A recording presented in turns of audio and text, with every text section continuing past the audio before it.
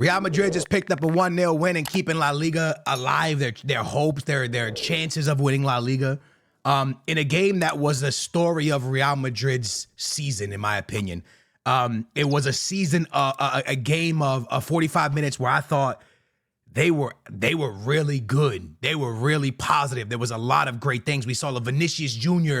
that looked like the old Vinicius Jr., the Vinicius Jr. that we fell in love with, the Vinicius Jr. that we thought was going to bring the Jogo Bonito to Europe for the next couple years. It was that Vinny that we saw, a Vinny that was decisive, that was fast, that was quick on his choices, on his decisions. It was that Vinny Jr. that we saw today, and I think I know the reason for it. I'll talk about it in a minute. And then we saw a GULER that was levels above anybody on the field. Today, for me, GULER was better than every Real Madrid player on the field, better than all players on the field in general. GULER was a phenomenal today. And it brings up questions of what's Ancelotti doing at Real Madrid. We'll talk about it. The first thing I want to say is I am ready for the Copa del Rey final against Real Madrid versus Barcelona this Saturday. It's gonna be fireworks.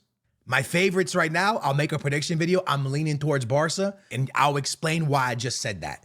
Anyways, before I say what I want to say, I want you to know that I think Ancelotti is one of the best managers to ever manage.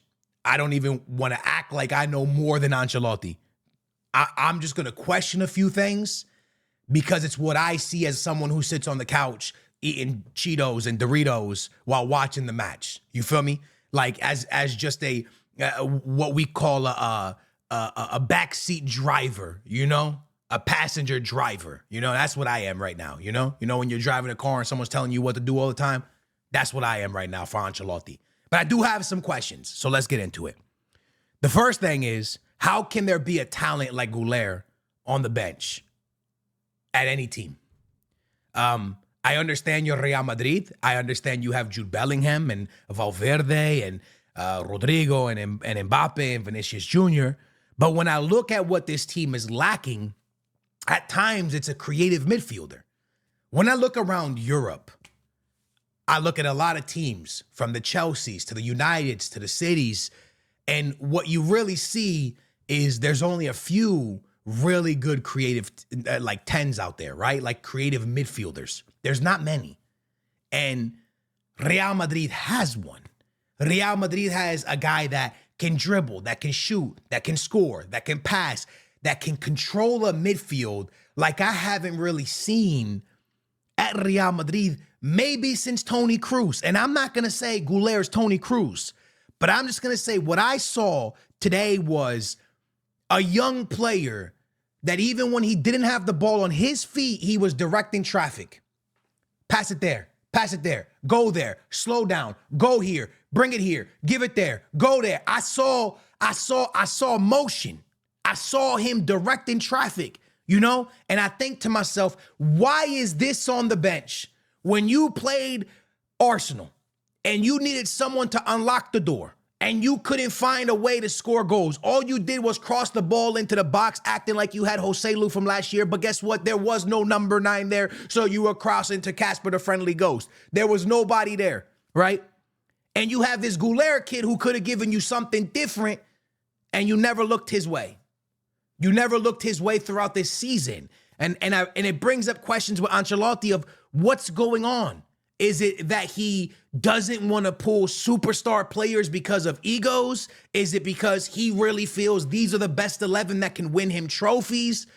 Does he feel like he's just too close with the players that are out there? He's like has too much of a relationship. What is it? Because GULER is too good of a player to not be coming in at least every 60th minute, 70th minute, every game. If you're not going to start him, how is he not coming in around the 60th and 70th every game? How is he not getting a second half?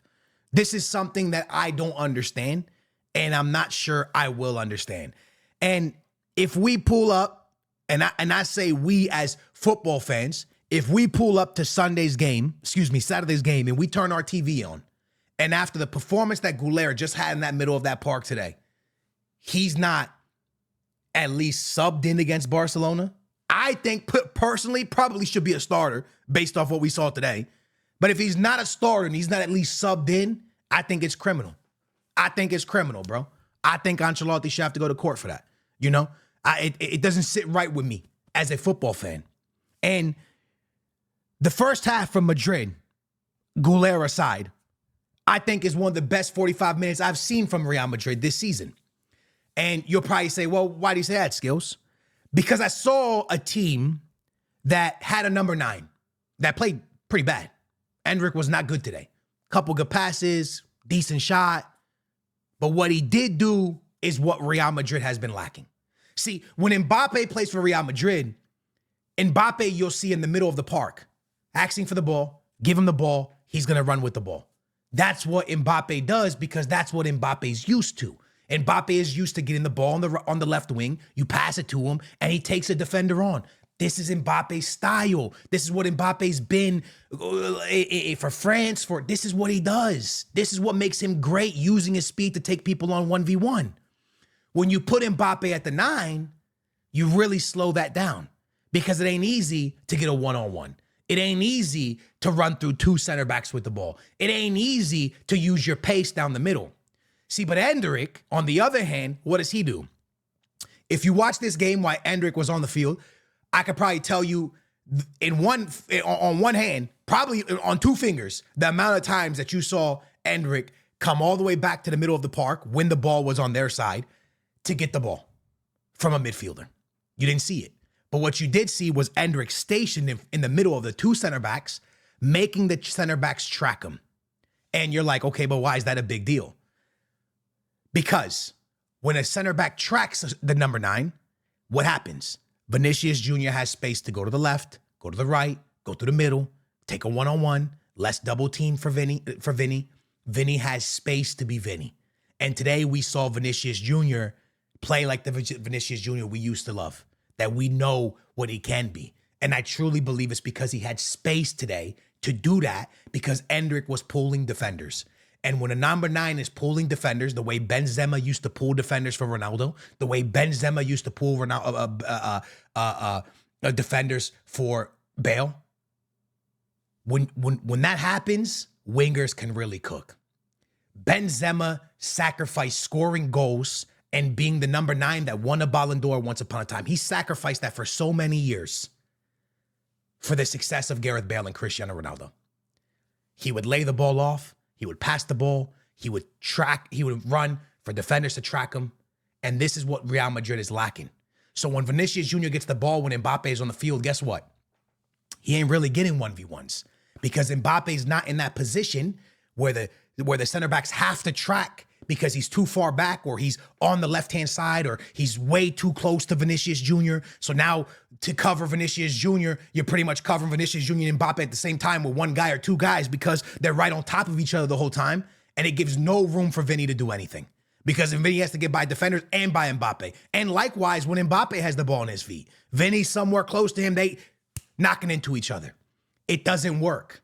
And I know a lot of people will be like, well, Skills, what are you saying? You saying that they should have went for Haaland instead of Mbappe? The way this team is built, yeah, at this time. When I said the world better get ready for Mbappe at Madrid, when I said that when Toni Kroos was playing, when Luka Modric was playing. I said that during a time where it wasn't the Vinny of last year and the Rodrigo of last year. And Jude Bellingham wasn't there yet. When I said these things, I don't even think Jude was there yet. That was 2 years ago or something like that, 3 years ago. Jude wasn't even there. So the team is much different. The team from last year that we're seeing, that team just needed a really crazy number 9. That's why Joselu would come in during that Champions League run that they won last year. And Joselu would come in and make things happen when they needed a number 9. So for me, what I'm trying to get to you is the simple fact that having a 9 frees up players. And we haven't seen that for Real Madrid this year. And we saw it for the first 45 minutes, even though Endrick wasn't great, Vinny was great. And it's because, in my opinion, Endrick was pulling defenders. Now, look, I'm not Ancelotti. I'm not even a manager. I'm just telling you what I see on TV while I'm eating Doritos. But I really do feel like for this team to really work, and I hate to say it because I love Rodrigo, something has to be sacrificed. And I think that because Mbappe's the new face in town, I think Mbappe should be thrown on the right, Vinny should be thrown on the left, and they should either go with Jude at the 9 or Endrick at the 9. Because it would allow Mbappe to get one-on-ones, it would allow Vinny to get one-on-ones, and it wouldn't allow them to get in to bump each other because they're out on the wings. I don't know if it would work, but I think it would work better than what's happening now. And I don't want to say everything is bad for Vinny because the man is scoring a lot, for Mbappe because the man is scoring a lot of goals. But Real Madrid didn't need a guy to come in and score a lot of goals. Vinny could score a lot of goals. Jude Bellingham could score a lot of goals. They needed someone to come in that could help them win more trophies. And the way it's going, it's looking like they're going to win less trophies. So, in my opinion, I just think Ancelotti needs to tweak things. And if he's not the manager next year, then whatever manager comes in needs to be able to make those tough decisions. Because right now, I'm not sure that Mbappe understands the 9 position enough that it's helping Vinny or Rodrigo. He's playing it to score goals. He's playing it to be Mbappe.